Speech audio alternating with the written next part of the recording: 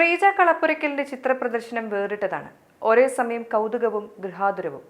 ചിരട്ടയിൽ വരച്ചിട്ട പാടവരമ്പും പാളവണ്ടിയും മരച്ചോട്ടിലെ കളിവീടും ഒറ്റയടി പാതയും വിമാനം കണ്ട ആർത്തു വിളിക്കുന്ന ബാല്യവുമൊക്കെ ഗൃഹാതുരത്വത്തിന്റെ കാഴ്ചയാവുകയാണ് ഇവിടെ. ലളിതകലാ അക്കാദമി ആർട്ട് ഗാലറിയിലെ റേ ഓഫ് നൊസ്റ്റാൾജിയ ശരറാന്തൽ എന്ന പ്രദർശനം.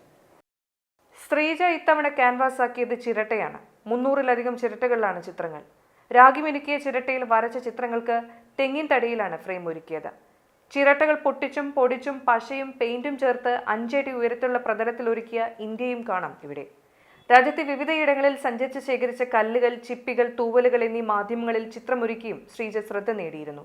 Limca book of record, India book of records, best of India records, Asia book of records ഉൾപ്പെടെ നിരവധി അംഗീകാരങ്ങൾ ലഭിച്ചു. 7 ദിവസത്തെ പ്രദർശനം ചിത്രകാരൻ മദനൻ ഉദ്ഘാടനം ചെയ്തു. 28 വരെ രാവിലെ 10 മുതൽ വൈകിട്ട് 6 വരെയാണ് പ്രദർശനം.